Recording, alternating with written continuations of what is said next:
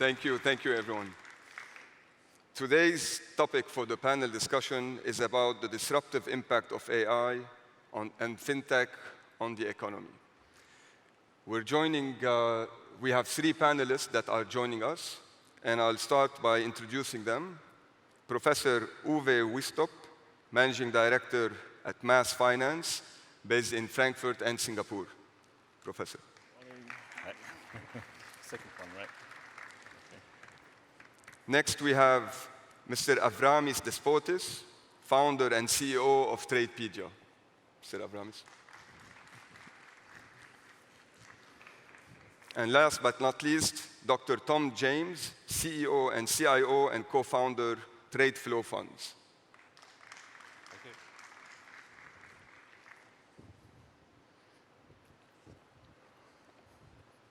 Over there, yeah. So first, let me start by thanking the organization for having us and inviting us to this event and giving us the chance to be on this panel. I hope the conversation today would add value, would give you some insights about AI. And I'll start with the first question for the panelists. And I'll address it first to Avramis, if it's OK with you. How AI is affecting your existing processes in the way you currently do your business? Ooh, hi, everyone. Thanks for being here. That's a very interesting question, actually. I mean, I would call myself a fund manager, but I'm not anymore. Because for the last 4 years, we have an AI that is trading the fund for us. So it's based on machine learning, which is a subset of AI that learns on its own and improves itself on its own.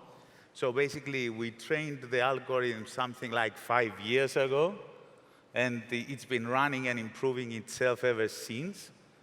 So I don't even really know what it's doing, but it's making good money, so we are not complaining about that.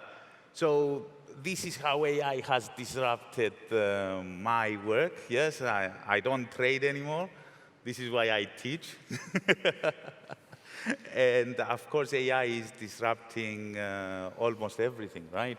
From healthcare to even the trucks that are going to be transporting goods, yes? So AI with the self-driving cars will have self-driving trucks that will transport the goods from one place to the other. So no more stopping to eat, stopping to sleep for the truck drivers. So that's not good news. So I believe that AI is everywhere. It's going to disrupt everything, especially with the Internet of Things. My watch is now my doctor, yes? It can check my heart rate, it can check everything. It can't make me lose weight, but OK. Hopefully, they will fix that. And this is how AI has disrupted everything. Correct. And we've seen it everywhere. We've seen it even in our household, not only at our businesses. We have Siris and Alexas everywhere. We're soon to see cars that drive on their own. Things are really progressive. We've seen Sophia, the robot that comes and gives you all kinds of insights. So to the dot, accurate. And as Elon Musk mentioned, the intelligence is increasing these days in non-humans. And he's a bit skeptical about that and raised some concerns. Let me turn to Uwe. So Uwe, from your side, and I know at MathFinance, the way you do things maybe are a bit different, but for sure affected by AI. And like Avramis mentioned, he was exposed to those changes, and he sees some benefits there and new ways of doing business. How did that affect you in your current role? Yeah, good morning, everybody, and thank you for the invitation. How does it change for us at MathFinance? Our business goes back to the 90s, which is FX options trading and developing all the quantitative methods required for that, which is why I'm so involved in the ACI and all the activities there, including the educational board, to take things further. So our history goes back a lot to the days when we were really trading options. So in that framework, I would say the term disruption is actually not right. I would say how AI enhances our work and how we see trading progressing over the days. So this disruption, I find it very misleading. I think that should be one of the points of this discussion to clarify. No, it's not disruption, it is enhancement. So what does it do for us? Very simple example, volatility surfaces, what is needed for options has to be really perfect nowadays. As a market maker, not many left in the world. Everybody is out with platforms where users can press buy and sell buttons even for complex products, not just vanilla products, also exotics and structured products. So everything is automated. Any hedge fund can come and see, okay, oh, this is too cheap, I'll buy this again, I'll buy this again. And it won't take longer than 5 minutes for a hedge fund to find out and rip off a market maker by millions in very short time. So we need that precision in our trading framework, which means a volatility surface, which is the key technology packed into this machine, has to be perfect, checked for arbitrage, consistency, smoothness, and this is something that machine learning and AI can help us verifying and checking. Crucially important, and that's one of the things we're working on in that regard. Example 2, what happens if you don't use it, right? Very simple example, the legal system in Germany, the country where I come from originally. So any legal dispute is done purely by paperwork. So with Corona and everything and everybody being at home, all the judges being at home, the papers were sitting in the courts, locked up in cabinets. People didn't have access, so the court system was blocked for a whole year. Everything has now stalled. In addition to that, the diesel scandals has added to that, so 90% of all cases in German courts are now about diesel. Everything else is blocked.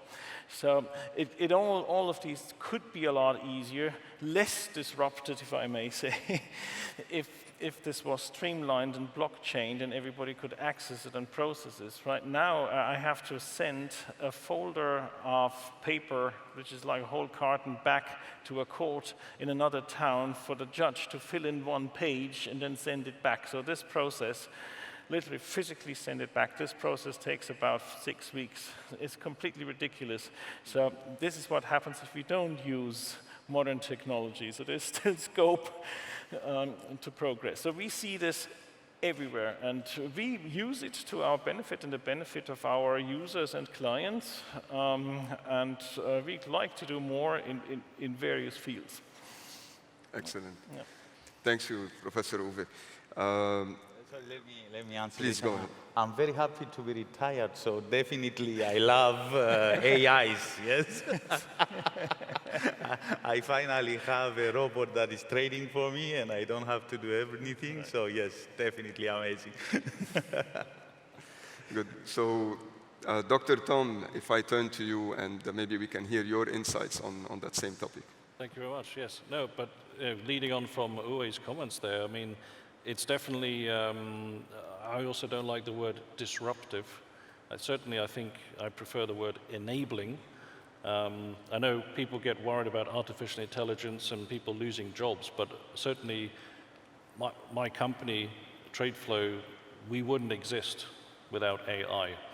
And the main reason why perhaps as a fund manager slash Fintech, you know, we started something which hadn't been done before because it just wasn't possible to be able to process the huge amounts of information related. We deal with physical commodities, so it's hundreds of pages of documentation from multiple sources to move shipments around the world.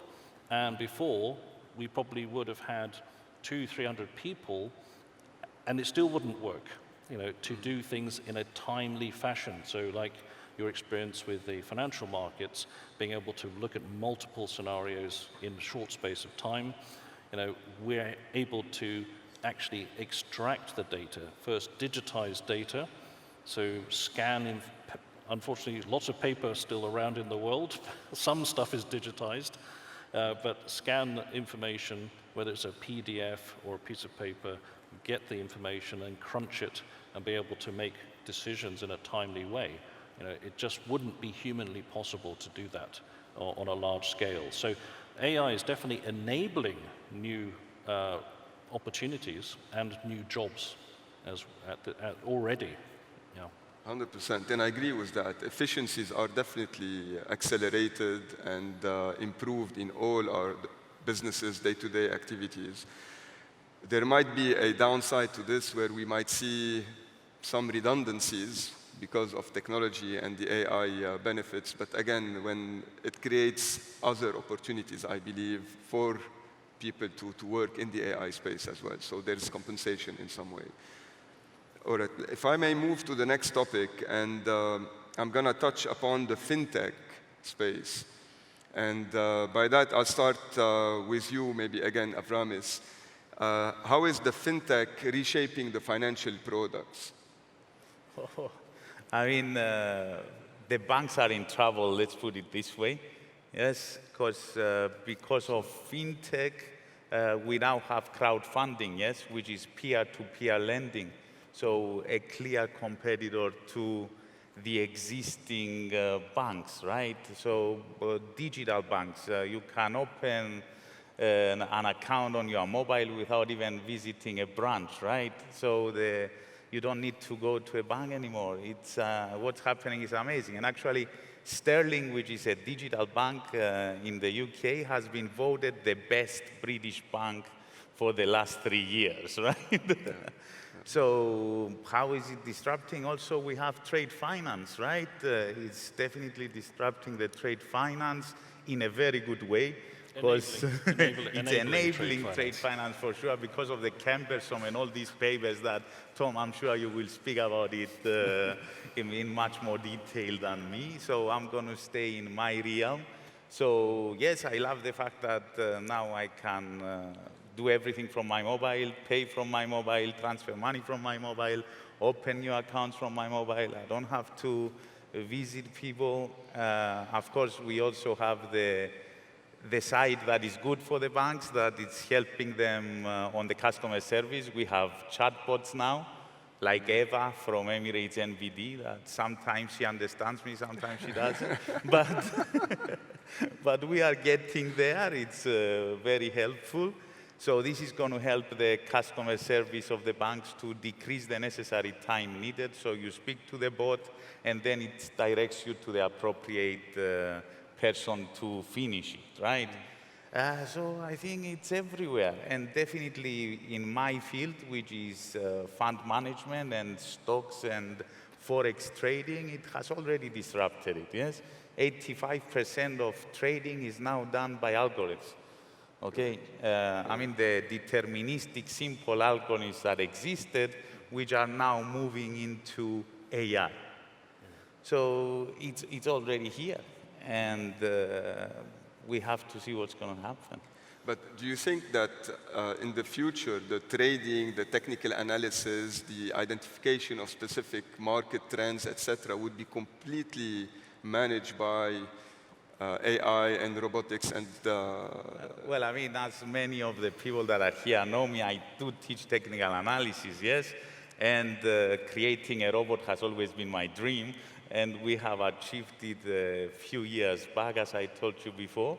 Because yes, the pattern recognition that machine learning can achieve is much better than the human equivalent, right?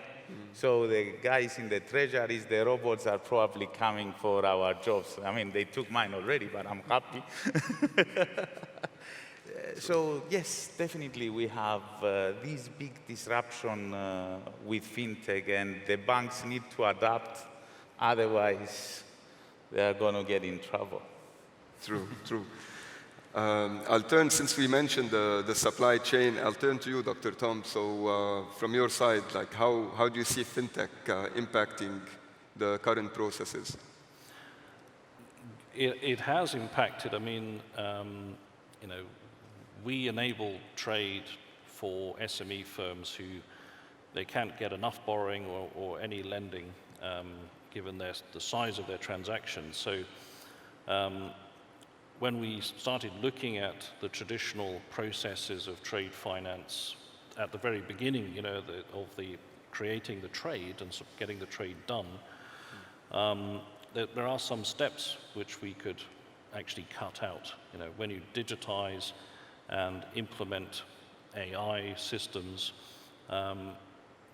you can actually redraw the process a little bit. Because it's digital, it's all online, you don't need so much interaction with the counterparties as well. So it also helps speed up the process, definitely. Perfect. Thank you for that. Dr. Uwe, Professor Uwe, the impact of the fintech on the financial products from your insights. All right, yeah, but I'd like to clarify that actually. I don't see there is a lot of impact of AI on financial products, right? Financial products taking the simple ones, transactions, deposits, loans, or more complex ones, such as forwards, futures, swaps, options, and other derivatives. The products are still there, and products are still needed and traded a lot and used a lot. It's how we use it, right? The products themselves are actually not affected, but how we use it is very much. Let me give you two examples. Number one is, for example, loans, right? Previously, there used to be departments in banks collecting information about application processes for loans and individually check if the loan can be approved. Right, where does the person live, how much money does he earn, and what's the overall situation, can he pay the loan back? So this has already been automated. Nowadays there are machines that can process that information systematically and generate a loan approval or disapproval. How does it change the process? It's still a similar process, it's just automatic, and the employees previously who have done it, they have now trained the algorithms so that they work properly. It's a bit like in the aviation business, right? Anybody of you would like to fly without a pilot? You take your next flight to Singapore without a pilot? Anybody? No, not even a car. Or maybe not Singapore, maybe London or this. Okay. You could do it. You just switch the autopilot on. So in 99% of all cases, you're going to be okay. But it still feels better to have somebody like a pilot walk in the plane and give that confidence. So the reshaping is done by autonomous machines with supervisors, like a pilot in a plane supervising the whole process and would only interfere if something goes wrong. So it's the same, and that's example number 2 in derivatives trading. So we at ACI are all in that world of trading and money markets, FX derivatives. That's where ACI came from originally. So that's still ongoing. When we trade derivatives, a trader nowadays is a supervisor, like a pilot. All the engines on, all the screens on, everything is pretty much running automatic. But if something is a problem, some hedge fund has discovered an arbitrage and trying to rip off the bank, then he would interfere and say, wait a moment, I still need my human intelligence, right? Yeah. Not everything is AI. We shouldn't forget the HI in the process and keep using that once in a while to verify the situation and make everything sound. Right. Yeah, just to add to what Uwe said, so where we've initially, and where I think even banks are mainly using AI now, is to be able to digitize and find the data they want quickly out of thousands of records, or millions of records in some cases. So after the digitization process, now in the supply chain side, we're just at that. We're not quite on autopilot yet, but certainly the experts who are training the models are now gradually starting to become more of a supervisor role. We're still a few years away from this, but first we've got to get rid of the paperwork. Thanks for that. Thanks for the inputs. Anything to add? I believe it's just a matter of gaining trust, and it will take some time to gain trust, right? So AKA, also known as, you need a track record for it, yes? And this is what we are achieving with the fund trading algorithms or with autopilots and as we go along. So maybe 10 more years of good track record, like the auto-drive cars that just crashed on a tree. Yes, definitely not the best of track records, but statistically still better than human driving.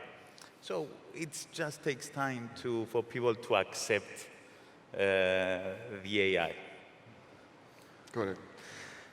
If I can move to the next topic, so the rise and increasing adoption of blockchain. So we all heard the word blockchain, and it's been resonating for some years now, and it's the trendy thing to do, the most secure. So from your perspective, how do you see the impact and the increasing need for blockchain and the adoption for it?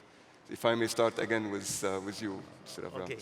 All right, so blockchain, I'm sure everyone has traded a bit of cryptos lately. It's in vogue, but the underlying technology behind it, which is the blockchain, has much more potential than the cryptocurrencies themselves, yes? I mean, it's basically, what is it? It's a block of transactions that is created into a chain, creating a chain that cannot be broken, that cannot be deleted, that cannot be changed once it's written on the chain, increasing people's trust in the transactional information. So how is it being used? I mean, from supply chain, I think IBM did a food trust blockchain, which basically is designed to track the lettuce from the, from the field all the way to your plate so that you can know where it came from. And this need actually, if you remember a few years back, they had to destroy all the romaine lettuce in the US because there was an infection and they couldn't trace where it was from, so they had to destroy everything. But if you had this information on the blockchain, you would know the infected ones were from this farm, so we just destroy this one. So this is one thing. In the shipping industry, it's tracking the containers from the time they leave one port all the way to where they are. And of course, in our industry, we are going to tokenize everything. So by tokenizing bonds, by tokenizing shares, it will be much easier for them to be traded, yes? I'm sure everyone has heard of NFTs. They are in vogue. Everyone is buying these digital things. I'm not too sure about NFTs, but what I'm more confident about is tokenization of real assets. So what I believe is that eventually all real assets will move to the blockchain. So we will have real estate moving to the blockchain, which is something that has already started, right? So basically, you take a real estate asset, you tokenize it, you put it on the blockchain, and it's like doing a real estate fund, but instead of having shares and having it registered in a stock market and all these things, you just put it on the blockchain, and everyone can buy a piece of this asset, yes? So you are making fractionalized real estate and making it accessible to everyone that it was not before. I mean, imagine you need 10 million to invest, let's say, in real estate, and you have to know your money is going to be stuck there for 10 years, right? Now you can own a piece of property in Dubai, a piece of property in Abu Dhabi, a piece of property in London, and create your own portfolio of real estate or any other asset for that matter. And this is what's going to be the future. Everything will go on the blockchain. Art will go on the blockchain, but real art, not the NFTs. Even the chairs we are sitting on can be traded on the blockchain. And with the rise of trading, I mean, last year was a boom year for everyone wanting to trade. Yes, I mean, our fund had a record year last year because of this. So everyone is going to want to trade. Everything will move on a blockchain, and everyone will have the ability to trade any real asset anywhere in the world instantly. And securely. This is what the blockchain is going to do for us. Correct. It's strange that initially we started seeing that we don't need the cash anymore because of the digital currency. Now we have digital assets with the help, of course, of blockchain, which is the back end. I wonder what's next. I mean, things are completely going digital. We have the Metaverse as well that has been announced recently. It's becoming a buzzword. Everything is revolving around the virtual and digital aspect of everything that we do in life. And it's a bit worrying what will happen next. Are people going to sit in their homes and live a different life digitally, and they're very happy and experiencing this life? Or are they going to be bored because they are alone in their house? So, thoughts to think about. So, Dr. Tom, if I may turn to you maybe, and again, if you want to give your comments on the effect of blockchain in your business. Yes, yeah, no. So, I mean, I think where in supply chain and also finance, and there's probably a few people working in banking in the room here, I suspect, what we find is that, of course, I think now the hype of blockchain is over, and people now in industries are focusing on, okay, what can we use the blockchain technology? We're not talking about cryptocurrency here, but the blockchain language, and there's several languages out there based around the concept of blockchain. We've found a couple of things which are useful for the financial industry from our own perspective and in supply chain. One is actually when a transaction is done, whether that's a financial or physical commodity cargo, blocking the data. So everyone talks about now building resilient systems that are hacker-proof, etc. You know, this is always a big thing for regulators and for the financial services industry. So, you know, we have to maintain databases, but we block the data so that it is at least very difficult to mess up. And so you have an irrefutable and immutable, you know, block of what happened, yeah, in case, and you can recover data from that, yeah. So that was one very useful application we found for blockchain. And then talking about the fractional ownership, blockchain you can create like living contracts, yeah? So like living legal documents called smart contracts. And where the industry seems to be heading, and certainly what we're developing and excited about, is having these smart contracts which support fractional ownership. And certainly in the refinancing or financial world, like Finastra in invoice financing, on our side with the physical cargo financing at the beginning of the trade, we can create a smart contract which has all the information about the trade in it, about what type of chair it is, who's sitting on it, and then people can automatically, the contract can automatically syndicate that. So many times we hear not just small companies, but big companies spend a lot of money with lawyers, a lot of time with banks trying to syndicate financing for, you know, for billions and billions of dollars sometimes. But with smart contracts, whether it's a $10,000 container of goods or a $3 billion financial syndication, the smart contract will allow that fractional ownership and automatically syndicate. The smart contract knows who invested how much, at what rate, when, and when it comes to the settlement date, hands out the coupon, hands out the profit to everyone. So from the back office and the heavy lifting of administration of that contract is actually done inside the contract. So this is also a great thing. Excellent. Thank you. And Professor Uwe, the increased adoption. Yeah, well, thank you for the introduction, Tom. It's perfect with the smart contracts because I actually think that these blockchain technology will completely revolutionize the legal system, right? So smart contracts are just something to start with, and cryptocurrencies linked to transactions that the receiver has to first approve before the other party gets the money. That's all there. It already has started, but the complete legal system will go through a revamp. Like nowadays, when we buy real estate, we have to go through a notary, do all kind of checks. And I think all of these will gradually become blockchained, which is good, because then it saves us a lot of time. So we're back at yesterday morning's presentation of Matthew Griffin, that changes will get shorter and shorter and shorter and faster and faster and faster. That's what I think is going to happen there. Excellent. All right.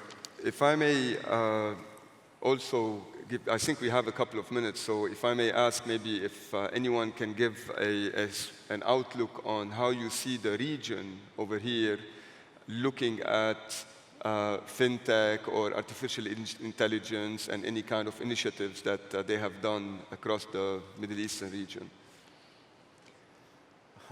Okay, so let me take that up very briefly. Well, definitely Dubai, UAE, is the hub, is the place to be for this new fintech, AI, and definitely the blockchain. The government is adopting blockchain very fast. Everything will move on the blockchain for the government. They are giving licenses for blockchain companies, and we even have a minister of AI, which is something unique in the world. So it shows how important and how forward-looking the UAE government is on this aspect. I read that they are investing more heavily in AI than anyone else in the region. So definitely this is the hub to be for me if you want to move into the new world, into the new technologies. Absolutely. That's great. Actually, sometimes I would be happy if the governments had ministers of any intelligence, right? So, And you've correctly mentioned it, like Smart Dubai and Abu Dhabi Digital Authority, these are fintech, AI-driven organizations that are backed by the government. And yes, establishment of such institutions helps and supports the growth of the sector. Yeah. Even Hub 71, if you heard about Hub 71 as well. So again.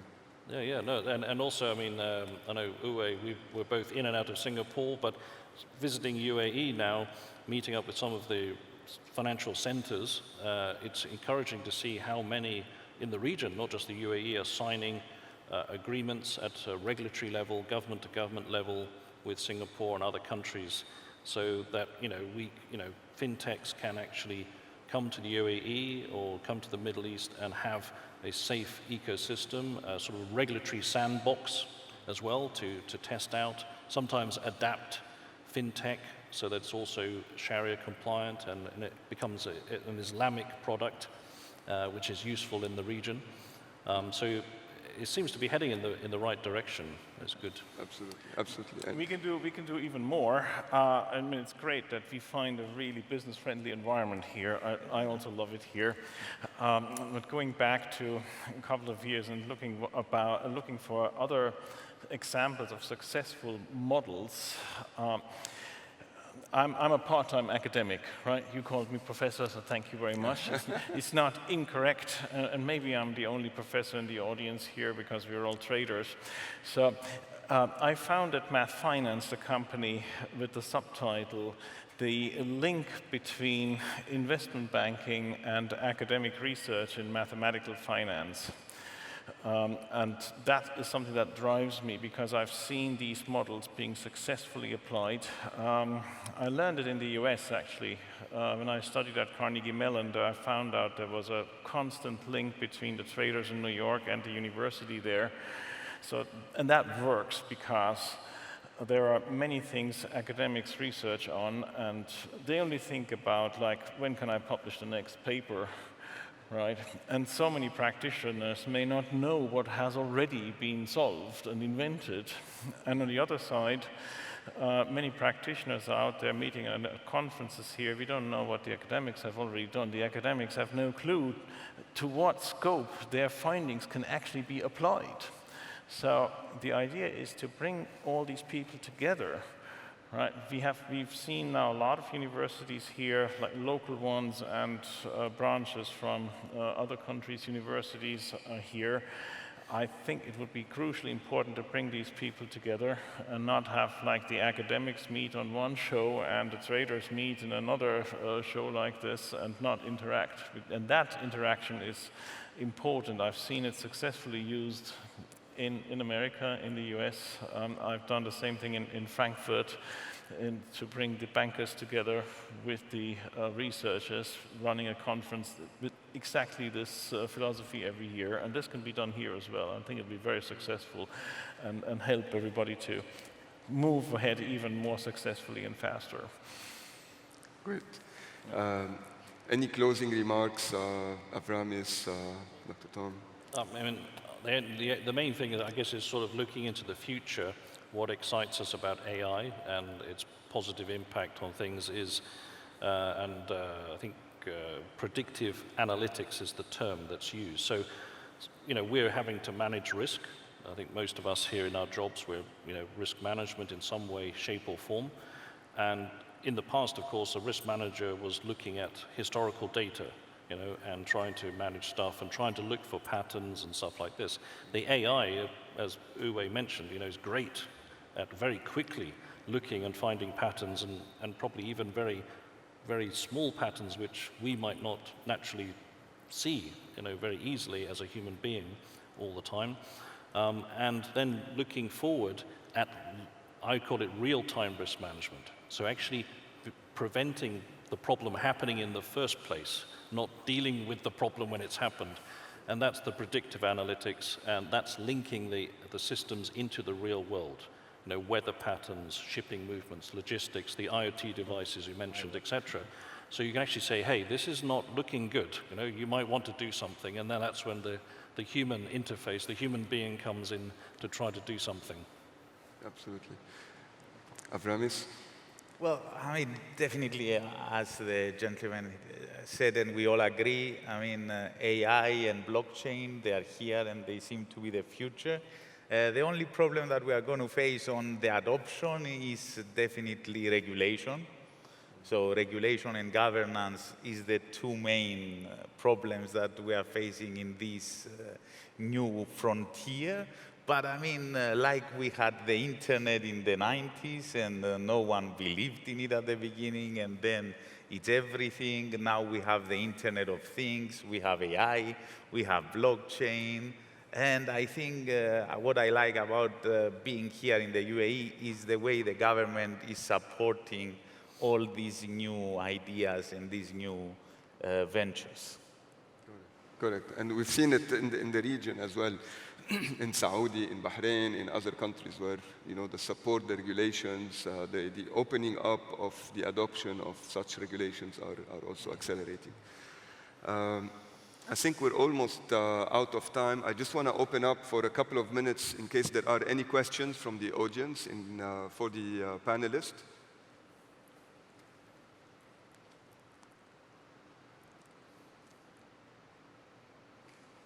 All right.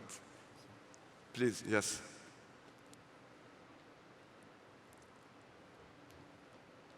Hello. Yeah, hi. Just like to say thank you to ACI and ICA for such an amazing convention. We're seeing in the digital world that in the Metaverse that already Louis Vuitton are creating digital handbags that are more expensive than the ones that the ladies currently have in the real world. And we're seeing paintings that are created by AI that come with a death certificate because they've destroyed the AI afterwards to create scarcity. But the question I have is, in the digital world moving forward, how do you see the borderless transactions being governed and the jurisdiction issues that come behind that and the regulation that is necessary to look after this and make sure there are no bad actors doing the wrong things so it can grow? So the jurisdiction and the risk behind whatever is happening on the NFT side, I think, where you can buy a digital bag that is 1,000 times more expensive than a normal real bag. How do you really deal with that, and how do you deal with the jurisdictions of it. So I'm not sure if anyone wants to take that I question. think there's a very old term that says buyer beware, I guess. So, if you want to invest in these things, then that's obviously at your risk. But it's an interesting development. I mean, it comes back to the digital assets and tokenization. So I think we're seeing here in Dubai, DIFC just recently announced their digital asset regulation. So regulators are putting things into place around different assets. And so I guess then it's a question of, well, what assets does art, is it digital art, or where does it fit? So I guess we wait to see how governments around the world align on that, because it will have to be a global thing. Otherwise, it's not going to work because it's in the digital space. But it's very interesting. I do some music as well, and I'm very worried because I met last week a person who has built an AI system that actually writes music from scratch. So musicians also are feeling a bit nervous right now. So we'll make an NFT out of that, yeah? Maybe. All right, so we have our first NFT here.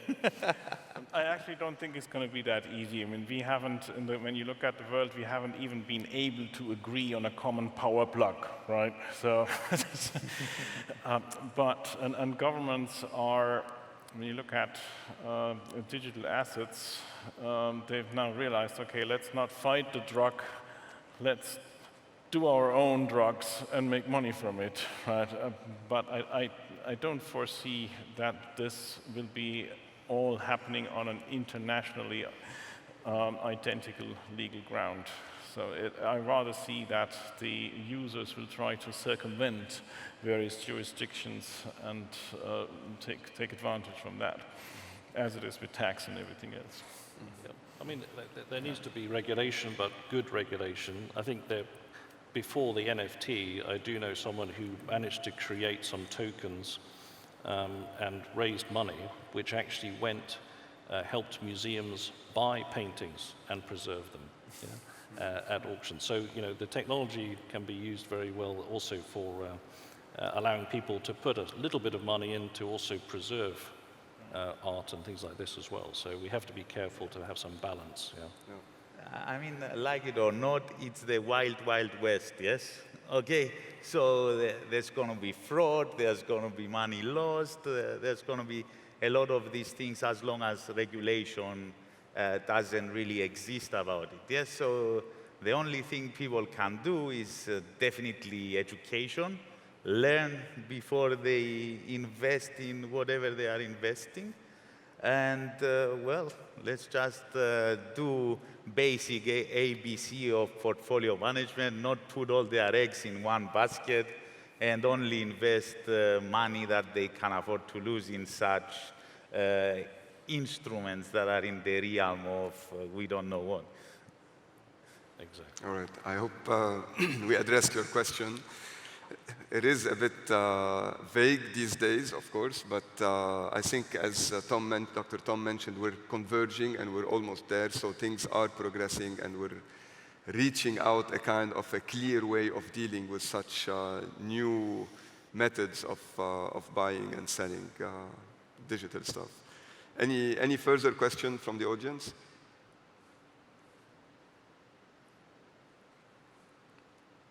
Perfect.